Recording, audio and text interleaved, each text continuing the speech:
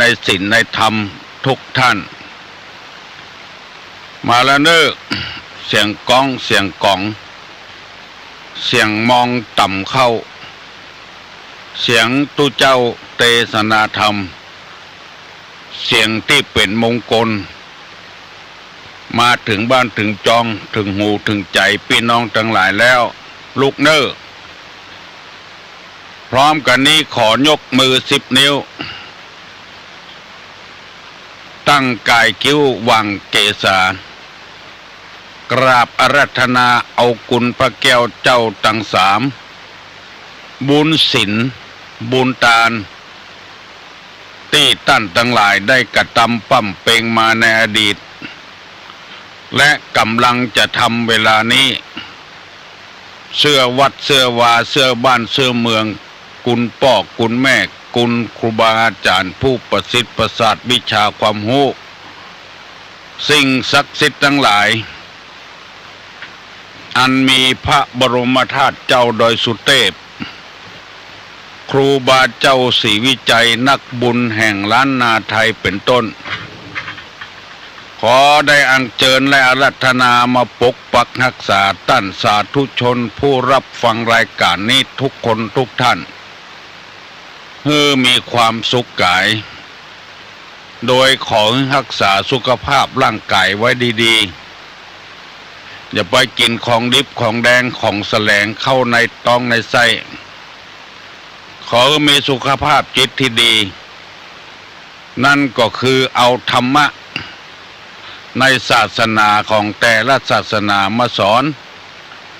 เพื่อเป็นคนหมดจากโลภะโทสะโมหะมานะทิฏฐิมานะกระด้างกระเดืองขอความสุขอันสมบูรณ์นี้บังเกิดมีกับท่านทั้งหลายทุกคนทุกท่านนานแสนนานได้เทินวันนี้ได้มาพบพ่อแม่พี่น้องปู่ป้านาอาลูกเต้าหลานเหลนวงศาคณาญาติพระสงฆ์พระเจ้าครูบาอาจารย์ข้าราชการบ้านเมืองเช่นเคยเพื่อจะได้นำเอาธรรมะมาฝากมาฝังพุทธบริษัททั้งหลายคืออยู่ในศีลกินในธรรมเพื่อมีชีวิตที่สงบเยือกเย็นสุขุมบ่วุ่นวายบ่ทุกข์บ่ยากก่อนที่จะได้ดำเนินรายการต่อไปนี้ขอเชิญท่านผู้รับฟังรายการทุกคนร่วมใจกันไหว้พระเจ้าไหว้พระธรรมพระสงฆ์เพื่อให้เกิดปัญญาเกิดสมาธิและเกิดเป็นสิริมงคลกับตัววันนี้ทั้งวันได้ไหว้พระเจ้าตอนเจ้าแล้วเนี่ยอย่างกึดฮอดหาได้ไหว้พระเจ้าความเป็นสิริมงคลจะเกิดขึ้นยกมือไหว้พร้อมกันเนออะระหังสัมมาสัมพุทโธภควาพุทธังภควันตังอภิวาเทมิกราบสวากขาโตภควตาธัมโม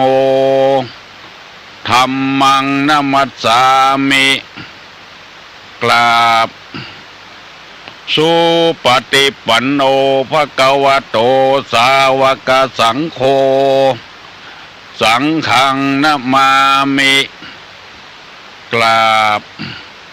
หันธรรมยังพุทธัสสะภะคะวะโตบุพาภคณะมะกะลังกะโลมะเส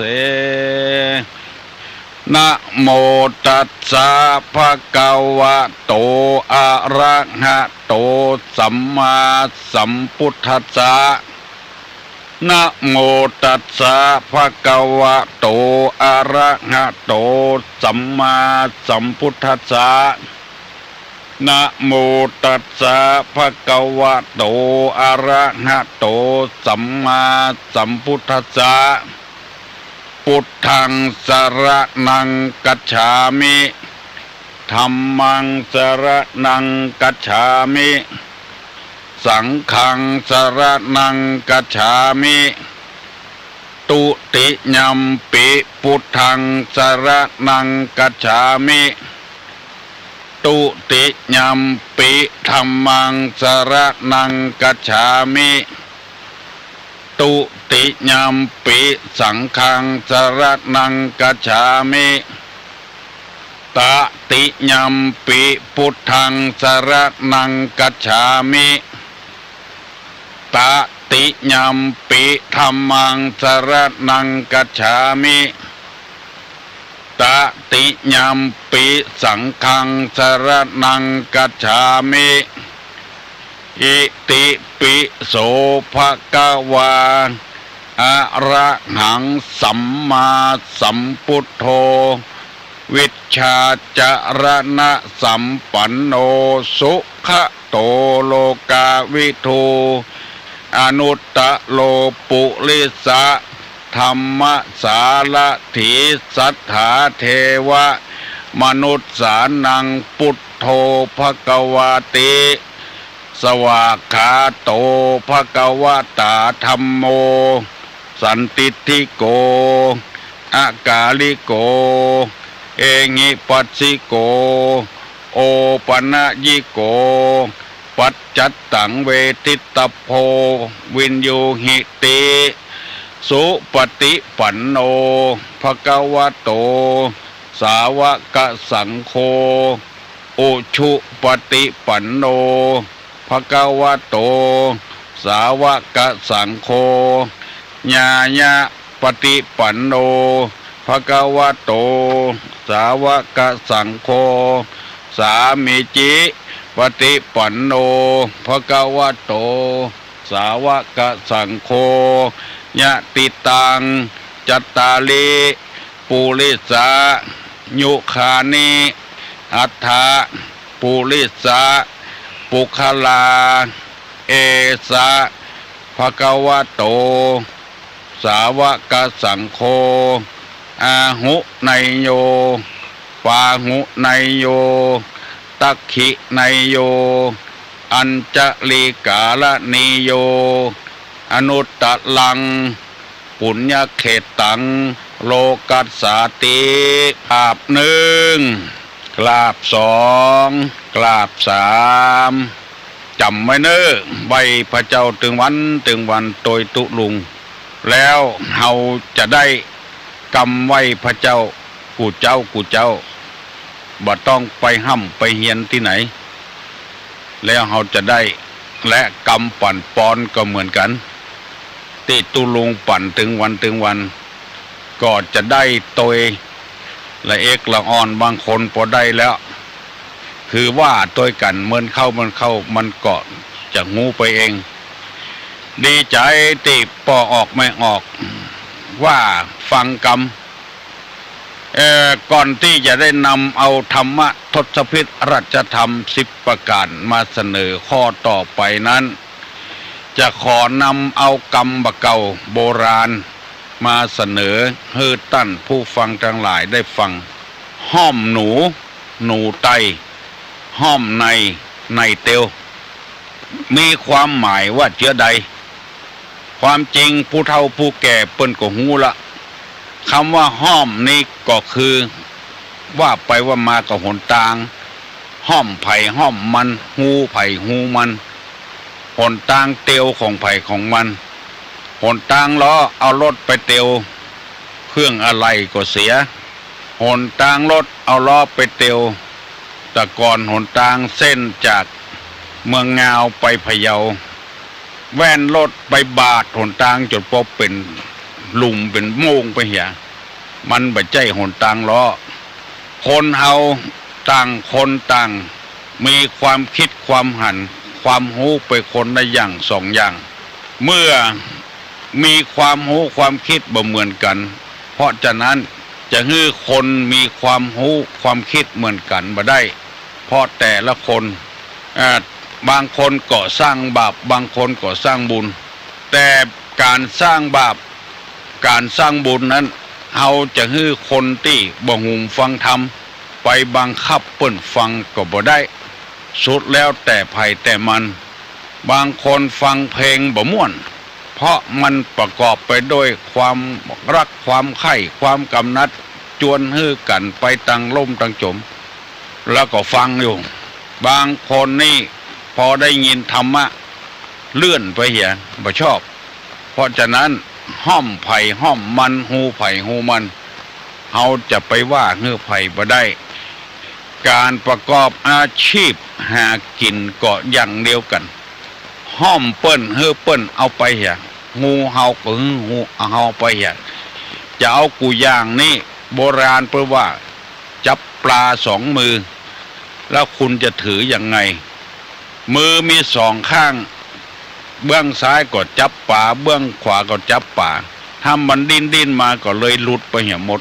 ป่าตัวเดียวจับสองมือนี่ถูกเพราะมันจะได้แน่นขึ้นป่าสองตัวแล้วก็ยับสองมือมือซ้ายก็ป่ามือขวาก็ป่าปลูกต้นไม้กบดีปลูกแล้วเอาไปขายคนเดียวอันเนี้ยมันไม่ใช่ห้อมของเฮาใจหูของเฮาเอามีหน้าที่ปลูกผลิตผลออกมาก็มีคนเอาไปกาไปขายทำกำนึ่งเนี่ยอันใดก็เนี่ยอันนั้นอู้กันซื่อๆเฮาเคยกาขายลายล่องต้องบ้านเตียวเมืองได้เงินได้ทองก็กาขายจะไปสวะกาขายแล้วไปเนี่ยให้เนี่ยสวนเวลามันแบบปอกาขายก็กาขายเหียทำสวนก็ทำสวนเหียทำราชการบ้านเมืองก็ทำเหียมีหน้าที่อันใดก็ทำอันนั้น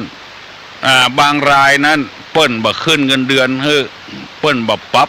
ขั้นเฮ้อเดือดทำงานมาได้เป็น10 ปี20 ปี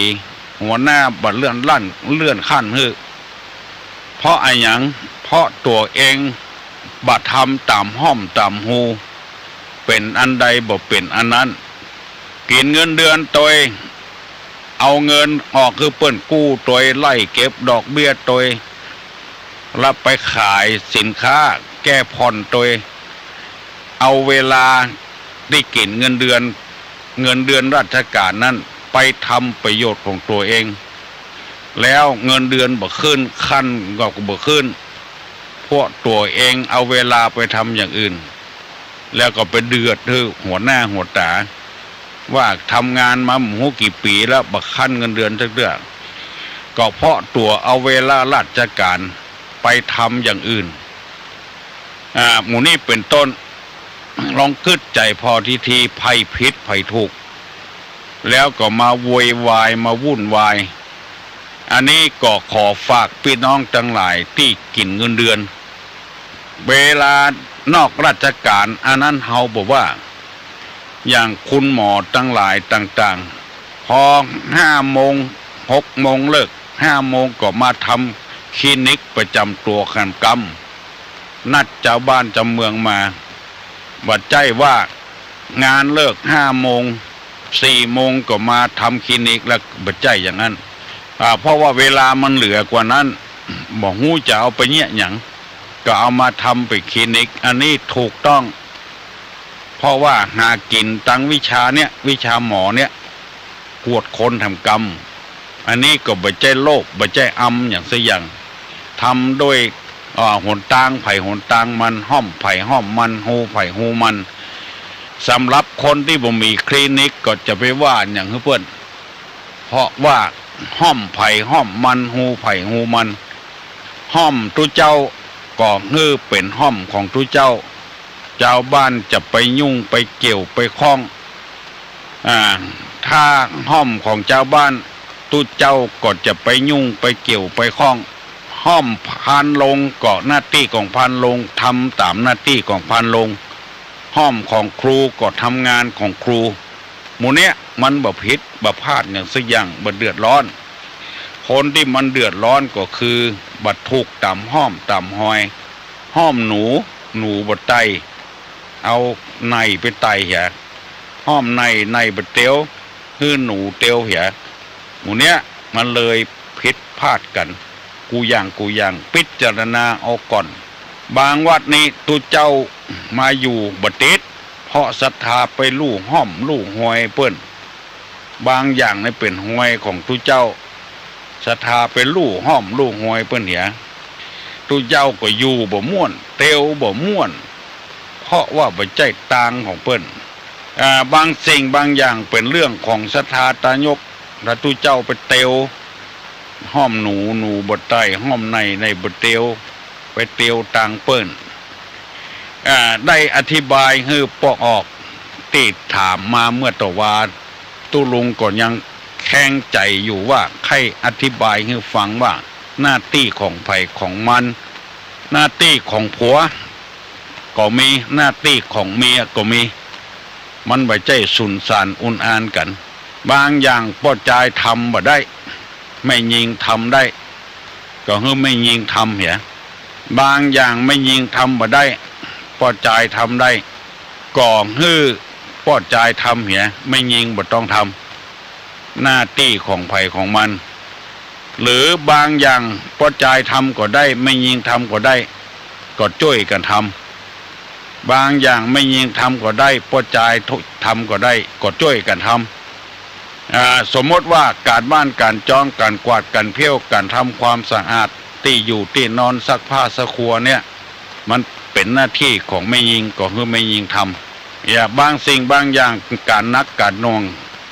แปลงไฟฟ้านี่ก็แปลงอย่างในบ้านในจองน้ำประปาหัวนี่ก็เป็นการของพ่อจายคือพ่อจายทำบางอย่างล้างถ้วยล้างจานเนี่ยพ่อจายทำก็ได้ก็คือพ่อจายทำก็ได้ช่วยกัน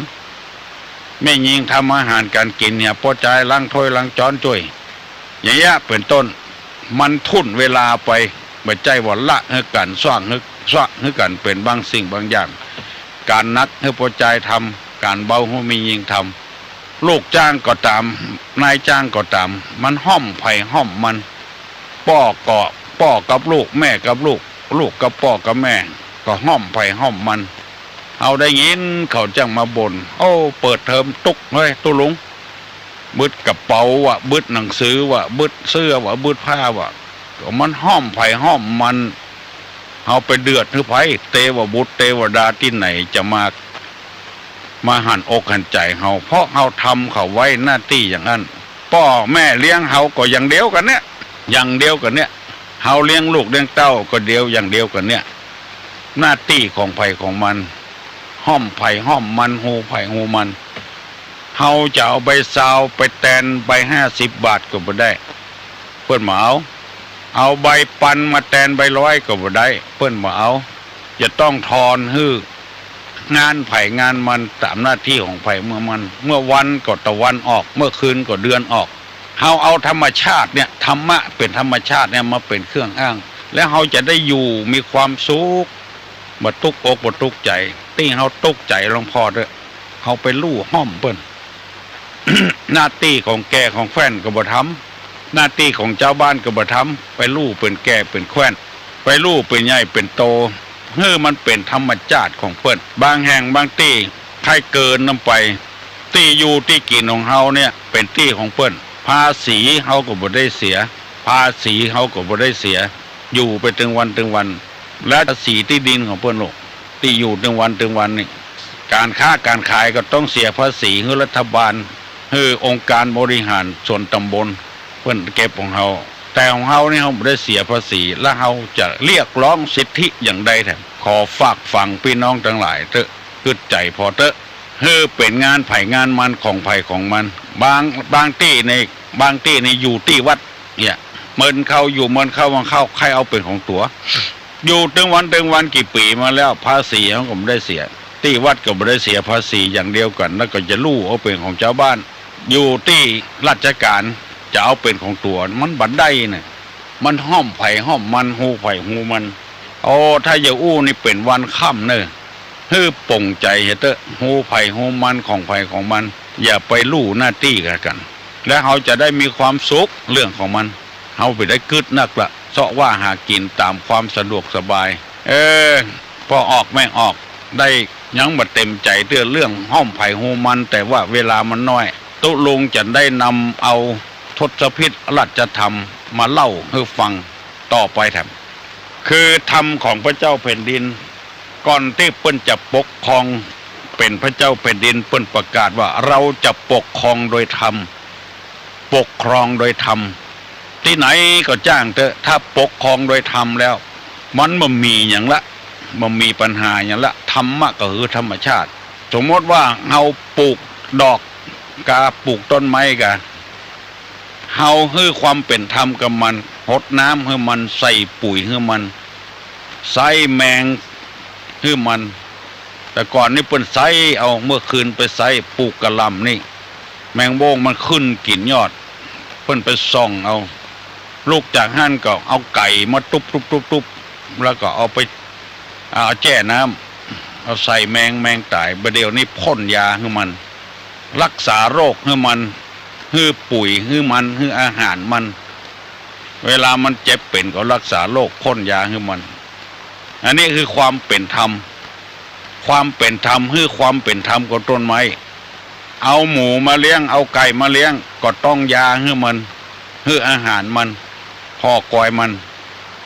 ในหลวงเพื่อว่าเราจะปกครองโดยธรรมเพราะฉะนั้นหัวหน้าที่ไหนก็จ้างเถอะถ้าบ่มีธรรมะไปเบียดเบียนลูกน้องคุยลูกน้องลายไหนลายนั้นไปด่าลูกน้องแจ้งลูกน้องโดยที่เอาตัวเป็นใหญ่เป็นโตมันบ่เป็นความเป็นธรรมให้แก่กันแล้วอยู่วัดอยู่วาอยู่บ้านอยู่จอง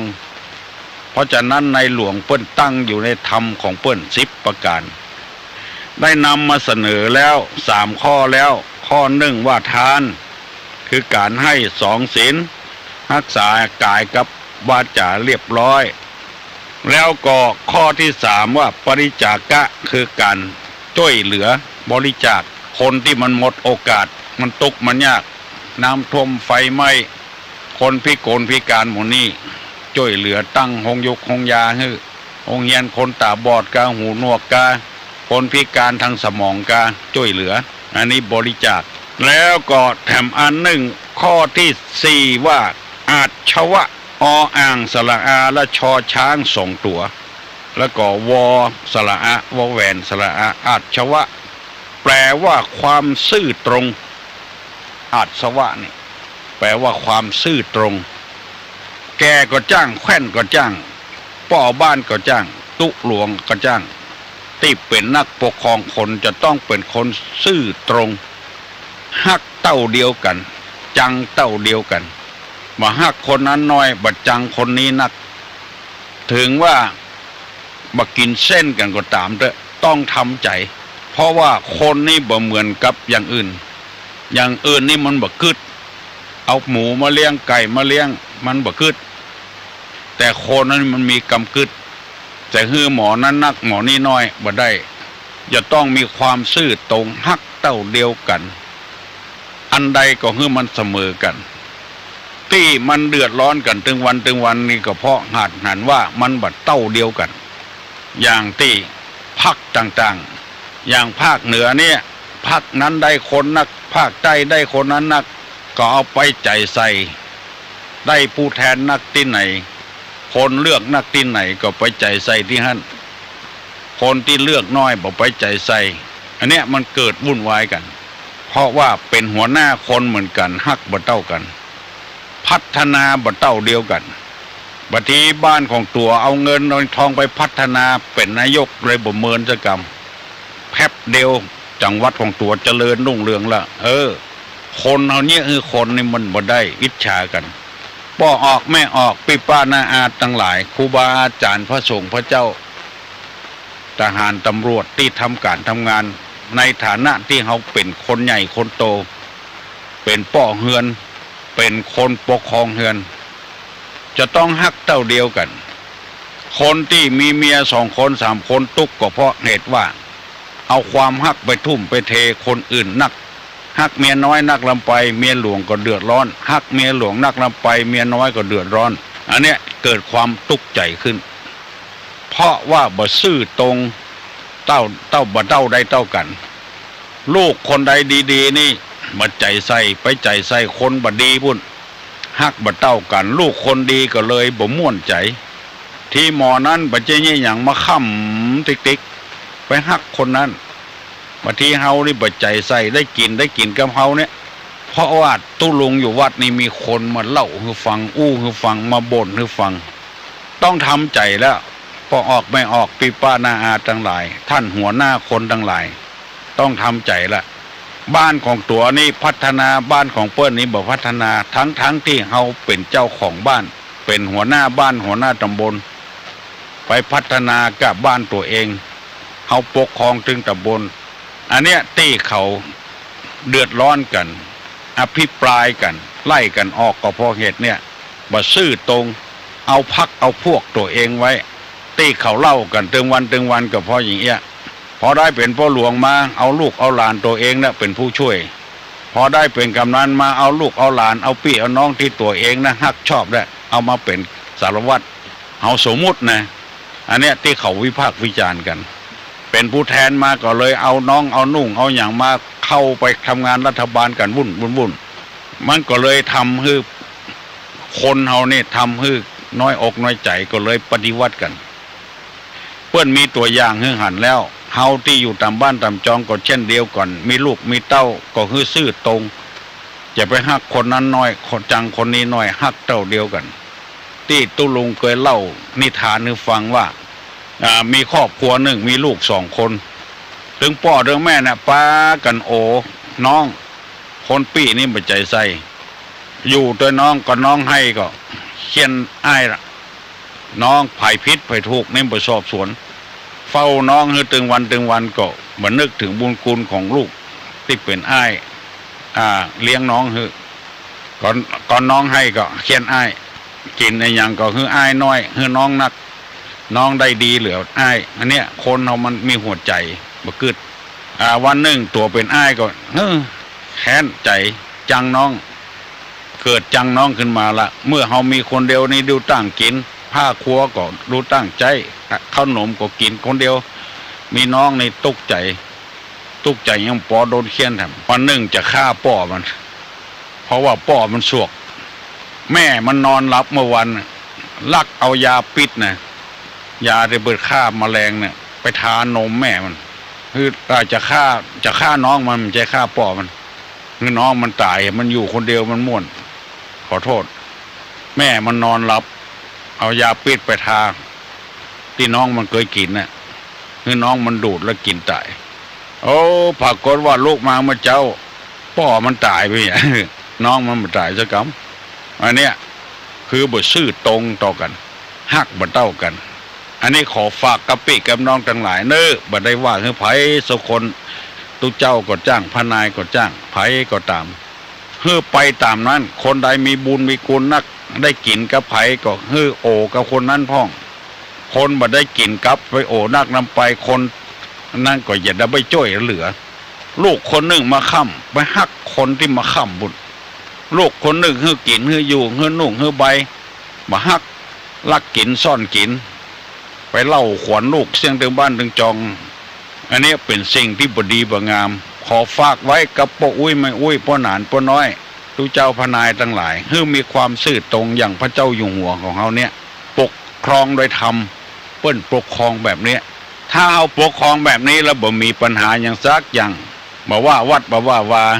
ทุกเจ้าพนายที่เล่าขวัญตุหลวงก็เพราะเหตุเนี่ยฮักลูกศิษย์บ่เต้ากันเขาก็เลยเอาไปเล่าบดีจะอันจะอีขอโทษอย่างตุลุงเนี่ยที่เขาเอาไปเล่าที่ไหนก็จ้างเขาถึงมาอู้ให้ฟังเพราะว่าคนที่เอาไปเล่าตุลุงเนี่ยมันมีความผิดคนเดียวมันปกปิดความผิดคนเดียวมันเนี่ยบดีบดับมันก็ไปมันก็เลยว่าเฮาฮักมาเท่ากันมันเนี่ยจะได้มันบดีคนเดียวมันสร้างความเดือดร้อนก็ไปหมู่ที่ดีก็อยู่หมู่ที่บดีก็ไปคนเดียวมันไปเล่าไปยายเขาก็หูกรณีเช่นพ่อก็ดีแม่ก็ดีไปเล่าลูกที่ได้กินโดยถึงวันเนี่ยเจ้าบ้านกับเมืองของหูหมดไผดีไผบ่ดีเพราะว่าเปิ้นเล่าให้ฟังเขาก็ไปเล่าต่ออย่างเงี้ยบาปมันมีนะบุญมันมีนะไปว่าบ่มีบาปมีบุญเนี่ยให้ลูกให้เต้าก็บาปเนี่ยบ่ดีบ่ดักไปใจว่าพ่อแม่ในกั้งบาปไว้บังบาปไว้ได้บาปเหมือนกันความบ่ดีบ่ดักเนี่ยลูกศิษย์ลูกหาก็อย่างเดียวกันครูบาอาจารย์จะเป็นครูทั้งนอกก็ตามครูทั้งในก็ตามเนี่ยบดีบดักเนื้อลูกศิษย์ลูกหาก็บาปเหมือนกันเขานำเอากรรมบดีบดักในไปวิพากษ์วิจารณ์ทำไปข้ามเขาท ถ้าอันใดที่มันดีๆเนี่ยเอาเขาแบ่งปันเขาเขาความดีไปวิจารณ์ทำอันนั้นก็ได้บุญด้วยทำไม่ใช่ว่ามีบาปมีบุญเอาละพอออกไม่ออกว่าไปมันก็6:00ป่ายละวันนี้ได้ตึกข้อที่4อัศวะคือความชื่อตรงฝากไว้ก่อนถ้าไผมีกระดาษก็จดไว้เหี่ยธรรมของพระเจ้าแผ่นดินมี10 ข้อตุลุงจะได้นำมาว่าให้ฟังเตื้อข้อขอบคุณเนอะกูคนเนอะที่ฟังรายการนี้และโทรมาบอกว่าขอให้ตุลุงจัดการไปเมินเนี่ยจัดรายการนี้เมินก็จะพยายามให้มันเมินที่สุดแล้วก็ตั้งใจฟังหน่อยฟังทีจะไปคิดว่ามาด่ามาแจ้งมาไหว้คนนั้นถ้าคิดอย่างนั้นแล้วมันไม่ได้ผลประโยชน์ในอย่างมันไม่ได้ผลประโยชน์ในอย่างถ้าฟังตัวคิดตัวถ้าเราจะไปว่าคือกันเนี่ยเขาตัวลุงในบอกกล้าว่าคือไผอันนี้เป็นกรรมในธรรมะนะเอามาอธิบายให้กันฟังนะเป็นธรรมเป็นธรรมในธรรมะเอามาอธิบายให้กันฟัง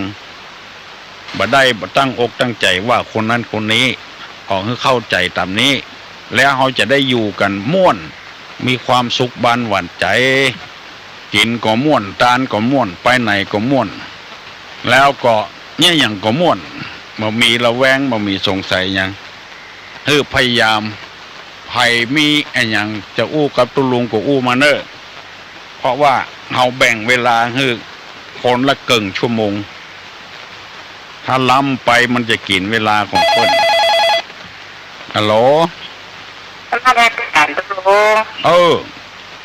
บ่ได้ว่าตุลุงเนอะม่วนดีโอ้บอกว่าบอกว่าเนอะบัดนี้กลัวบ้าบอกว่าไปว่ายัยต้องทุกอย่างท่านตุลุงมีใจทำความเข้าใจทำความเข้าใจได้เงินท่านลุงนะจังหวัดได้นะมาม่วนถ้าบ่ได้เงินลุงท่านลุงสบายใจเนาะแสงเทียนแสงธรรมมาอย่างบ่ได้เงินชาติหาเสียงเทียนเสียงธรรมที่บอกรายการยังบ่ได้เงินทีหาเสียงเทียนเสียงธรรมเจ้าบัดใจในวัดตุลุงลงบัดใจสถานีตุลุงลง96มากันแล้ว96อันนั้นของปุ้นของวัดฝ่ายหินแล้วอย่างน้ำโตกับบ่ได้เงินแต่น้ำแต่กามตุลุงชาติแจ้งเลยของตุลุงนี่ชัดก่อนเจ้าของตุลุงนี่90ชาติเจ้าของตุลุงนี่90ของวัดฝ่ายหิน96คนที่คนละที่ยอมฟังเวลานี้นะวัดฝ่ายหินเปิ้นทายทอดเอาของตุลุงไปทำกรรมเข้าใจอยู่อันเถอะคนละอันฟังถึงวันน่ะถึงวันเป็นราคาเจ้าสะสมไม่ไหว้พระตุลุงหรอกไม่ได้ไหว้พระตุลุงไหว้พระด้วยกันดีละช่างวันกับบัตรตันตุลุงช่างวันก็เข้าน้ำอยู่แล้วได้ปอนปะจ๊ะได้ปอนนะน้องเจ้ายินดีเนอะเจ้าน้องโมนะจ๊ะท่านลุงแม่น้องโมนะจ๊ะน้องโมนะน้องเจ้าชอบฟังธรรมะธรรมโมดีละฟังเรื่องวันนะลุงจันรายการให้มันมั่นเนอะเจ้าบุญรักษาเนอะจัดรายการเหมือนต้นเต้านิ้วก้อยพันน้อยนั่งมหักในอย่างต้นเต้านิ้วก้อยพันน้อยนั่งมหักในอย่างพันน้อยเป็นร้อยนั่งมหักต้นเต้านิ้วก้อยพันน้อยนั่งเป็นร้อยมหักไปตอบได้ตอบมาเนอะเจริญพ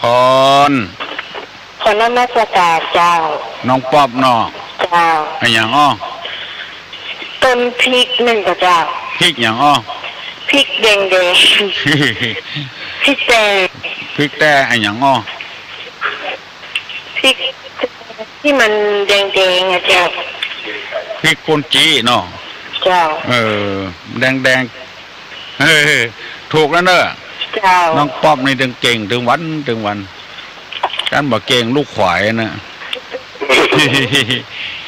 วันนี้ก็ขวายแล้วเนาะได้การไหว้พระเจ้าตัวเจ้าตามไว้การไหว้พระเจ้าเจ้าตานไหว้อยู่กะเจ้า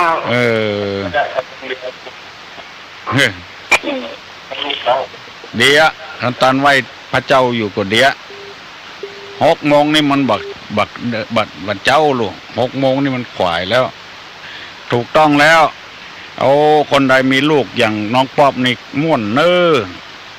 นี่ได้กินบ้ากินแห้งแต่ไม่ใช่ว่าใหญ่มาจะได้กินแห้งปอกแห้งแม่อย่างเขาว่านะไผจะอู้ก็อู้มาเน้อตุลุงจะอู้ต้อยกูคนน่ะมันม่วนใจนะมีกำลังใจฮัลโหลบ่มีการจ้างบ่มีการเสี่ยงเงินเสี่ยงทองคือกะเวลาอย่างสักอย่างออกได้สบายอย่างวิทยุพุทธศาสนาเปิ้นออกวันค่ำคืนหุ่งฮัลโหลไฟสาตุลุงครับถามปัญหาเนี่ยอะไรเอ่ยไปไหนไปด้วย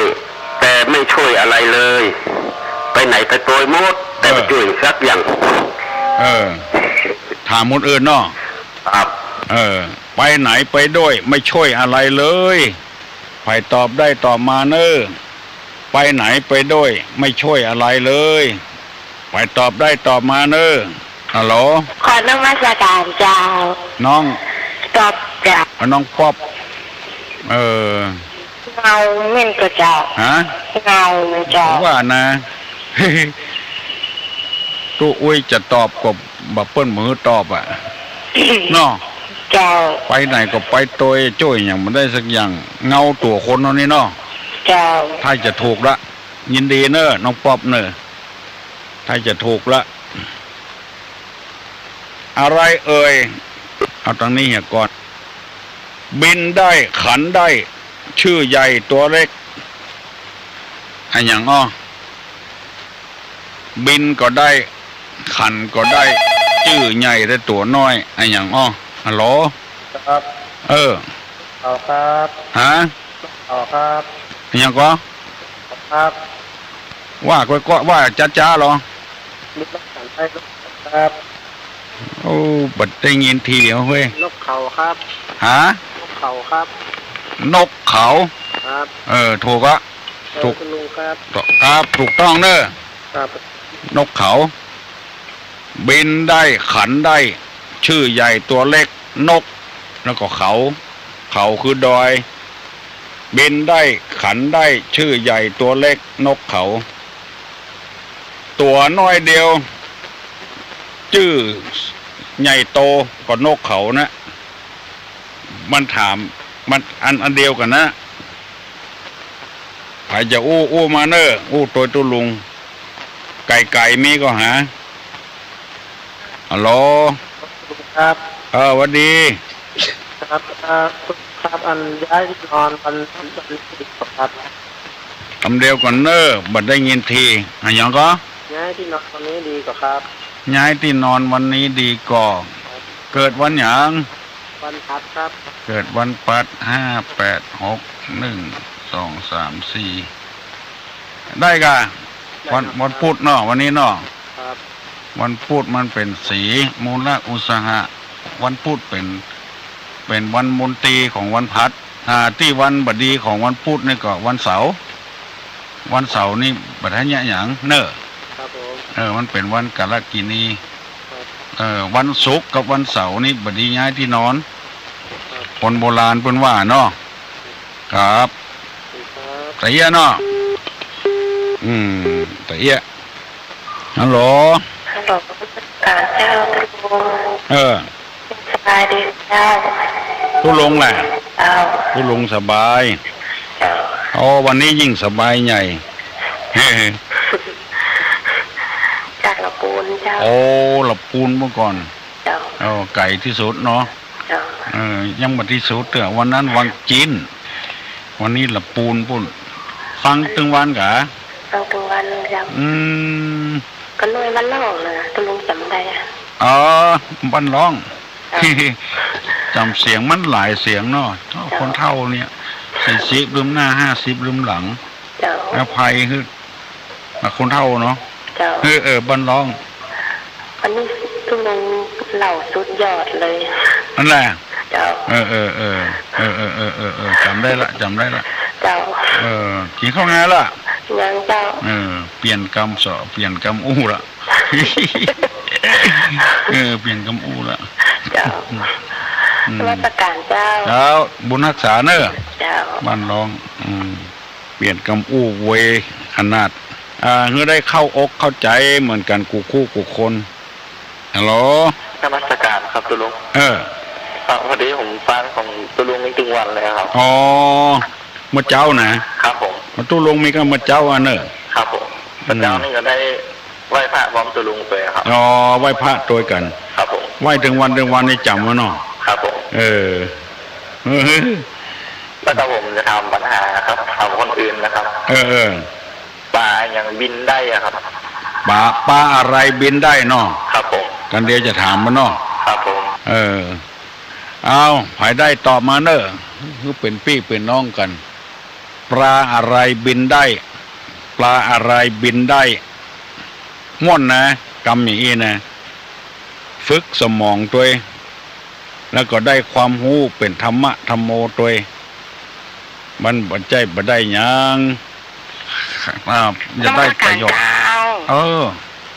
น้องคนหนึ่งนะเจ้าบ่ยึดมั่นถือมั่นเจ้าบัดถ้ามันได้ปอนก็เป็นอย่างเจ้าได้ฟังก็มีสุขแล้วเจ้าแน่แกเฮาอย่าไปยึดมั่นถือมั่นเนาะทุลุงเนาะ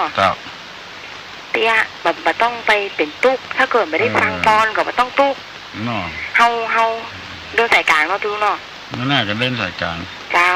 เฮาก่อนเห็นอกเห็นใจซึ่งกันและกันเนาะบางคนก็ใครจิ้มนึกถึงบางคนเนาะยกหูโทรศัพท์แบบกระจิ้มใครได้อู้กับตู้ลงแล้วไม่ได้อู้มันก็เป็นตุ๊กเหมาะคนไม่ได้ฟังปอนก็เป็นตุ๊กวันนี้เฮาไม่ได้ฟังปอนมันพูดเฮาก็ได้ฟังแล้วเนาะเจ้าโทรมาที่ยะเดี๋ยวเจ้าเดี๋ยวว่าอย่างเปิ้นมาทำใจของเปิ้นต้องทำใจอ่ะไม่ใช่เยมันนะเฮาก็ใครได้ปอนคนนั้นก็ใครอู้ตู้ลุงเนี่ยเฮาก็เลยแบ่งใจให้เปิ้นเหียก็สบายละถ้าบอกแบ่งใจให้เปิ้นก็บ่สบายฮัลโหลครับอันแล้วมันจะการลุงครับไม่วางเนาะครับไม่แจ่มครับไม่แจ่มเจ้าเก่าเจ้าเก่าที่คืนตำราเดิมครับของตุลุงหายจากโรคภัยไข้เจ็บบ่อยๆเนาะครับพระสิ่งศักดิ์สิทธิ์ที่ไหนไหว้แทนตุลุงพวกเนอะครับขอปกปักรักษาตุลุงด้วยครับไปที่ไหนครับศาลเจ้าการอย่างกาถามไปหาตุลุงจะก็ครับถามเลยอันที่เมื่อก่อนที่ผมถามตุลุงก็ยังไม่ได้ตอบผมจะกำล้อก่อนหน้านะมันหลายวันนะลืมเลยเนาะลืมกะคนเท่าหรอกว่าทุกขะทุกโขกทุกในโลกสงสารอะไรอย่างทุกในโลกสงสารแถมกรรมนะทุกขะทุกโขกทุกขะทุกขะในโลกสงสารไอ้อย่างอ้อยเนาะ3 กรรมเนาะทุกขะในทุกไอ้อย่างเนาะทุกโขกในทุกไอ้อย่างเนาะทุกในโลกสงสารไอ้อย่างเนาะสงสารไม่ใช่สงเหรอไม่ใช่สงวาโยนี่แปลว่าอย่างฮะครับวาโยนี่แปลว่าอย่างวาโยววอสระอาเป็นลมกะลมกะใช่หรอใช่หรอใช่กะจะกิ้มอย่าถูกต้องมันเอาตีนวาโยวะเนาะ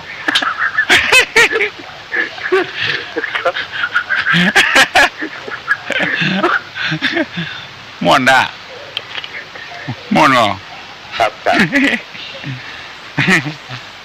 พวกกะละเนี่ยเหรอมันปริศนาลูกตุกขะตุกโขกตุกในโลกสงสารให้ตอบได้ตอบมาโล มาได้ครับตอบมาได้แหละครับตุ้ลุงครับกับนวัตกรรมครับผมบรรทาบรรทาขอตุ้ลุงหายเรื่อยๆนะครับอ๋อบรรทาเพื่อครับทาตุ้ลุงครับฮะอันที่เปิ้นขอให้ฟังทำนะเนาะทำเปิ้นยังฟังอยู่อันผมขอความเมตตาเนาะเพราะว่าการฮับปอนเนี่ยที่จริงปอนนี่เท้าบาฮับก็ได้ฮับก็ได้ถ้าอยู่กันกระทำดีอีกอย่างถึงได้ไปดีแน่นอนนะครับเพราะว่าสิ่งที่ดีอยู่ที่การกระทำนะครับมันหลายใจในคนนั้นมันเหมือนกันครับก็ขอความเมตตาจะเปิดเนาะเมตตาบางทีถ้าเขาทำดีอีกอย่างแล้วมันต้องกลัวละมันไปติดคนเดียวไปได้ครับอย่างตู้ลุงเนี่ยบอกให้ไปติดตู้ลุงคนเดียวนะครับอย่างยกตัวอย่างตู้ลุงเนี่ยมันม่วนคนอื่นจังหัวเพราะบางครั้งบางคนเป็นก็ยังต้องการที่จะกับตู้ลุงอยู่ยี่เนาะเขาก็ไปเปิดไปนะครับตู้ลุงคนเดียวอย่างเนาะครับแล้วคนหลายบ้านนี่เป็นมีแฟนคลับเยอะครับน่ากะแฟนคลับที่เยอะมากเลยครับกับนมัสการนะครับบุญรักษาเนอะกาสาตุครับครับดีเนาะเพราะฉะนั้นเฮาจะเอาใจเฮาว่าคนเดียวบ่ได้ อย่างที่ฟังนะได้ปอนพ่อ